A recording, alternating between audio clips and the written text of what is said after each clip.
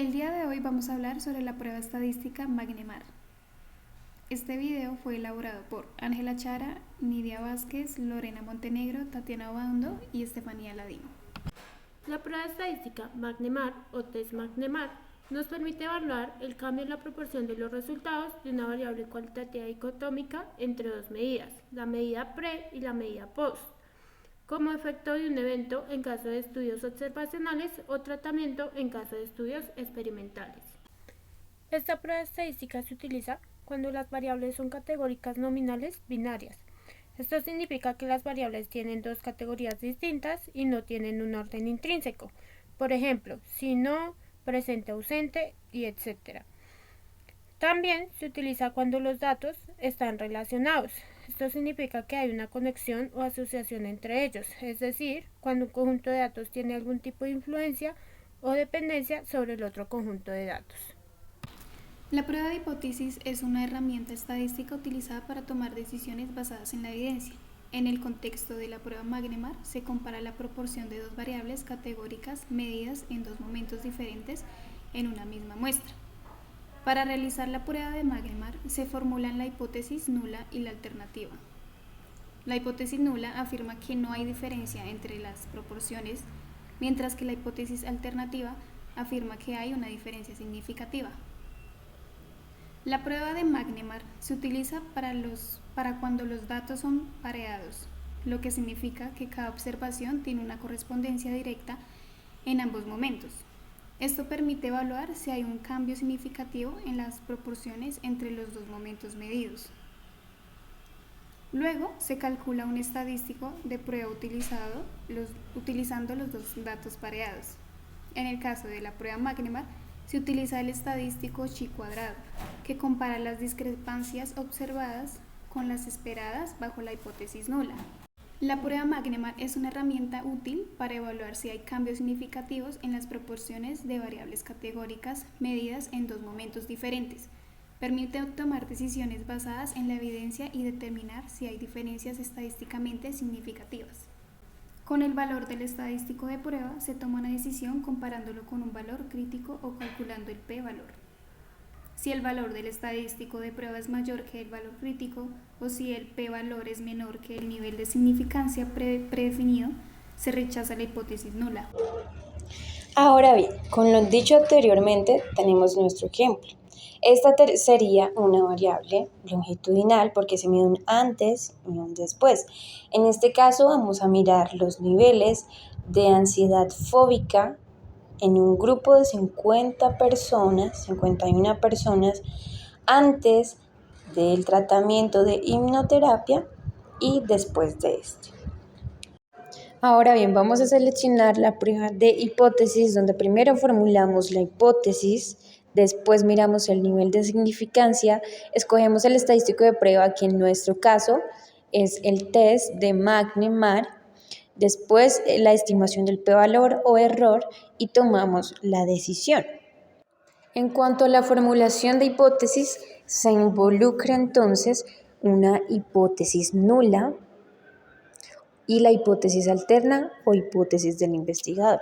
En este caso, como hipótesis alterna, se quiere mirar si hay modificaciones en los niveles de ansiedad fóbica antes y después de aplicar la hipnoterapia. La HO o la hipótesis nula dice que no van a haber modificaciones en los niveles de ansiedad fóbica antes y después de aplicar la hipnoterapia. En cuanto al nivel de significancia, vamos a trabajar con un 95% de confianza. Como prueba escogemos el test de Magnemar. Ahora sigue la estimación del p-valor. Vamos a analizar. Seleccionamos en estadísticos descriptivos. Nos vamos a tablas cruzadas. Entonces de ahí nos dirigimos a tablas cruzadas. Seleccionamos. Y se nos va a abrir un cuadro de diálogo. Vamos a colocar la variable de antes en el apartado que dice filas. Entonces seleccionamos, ubicamos en el apartado filas la variable después en columnas. Después de esto vamos a ir a estadísticos, donde vamos a seleccionar estadísticos. De todas las pruebas vamos a seleccionar la Magnemar, que está en la parte de abajo del lado derecho. Entonces le damos continuar. Seguido de esto vamos al elemento casillas y donde dice porcentajes nos vamos al total de porcentajes y seguido de continuar. Después de esto es todo lo que debemos hacer en estas opciones y le damos en aceptar. Entonces nos arroja una tabla de resumen de procesamiento de casos. Podemos observar que tenemos un N de 51 personas y no tenemos ningún dato perdido, entonces muy bien. Ahora nos vamos a las tablas cruzadas. Podemos encontrar que en la variable antes, 28 personas puntuaron alto, un nivel de ansiedad fóbica alto. Como podemos ver, 10 personas antes del tratamiento puntuaron bajo y 13 personas puntuaron medio antes del tratamiento. En la variable después podemos observar que 10 personas puntuaron alto después del tratamiento, 28 personas se encontraron en un nivel bajo y 13 personas tuvieron un nivel de ansiedad fóbica medio. Ahora vamos a mirar el antes y el después. Entonces, 3 personas presentaron niveles altos de ansiedad y antes también. 16 personas puntuaron niveles bajos de ansiedad y antes los presentaron alto. 9 personas puntuaron nivel medio de ansiedad, pero antes la tenían alto, siendo un total de 28. En cuanto al nivel bajo, 5 personas presentaron niveles altos de ansiedad y antes lo tenían bajo. 4 presentaron bajo nivel de ansiedad y 4 lo presentaron antes.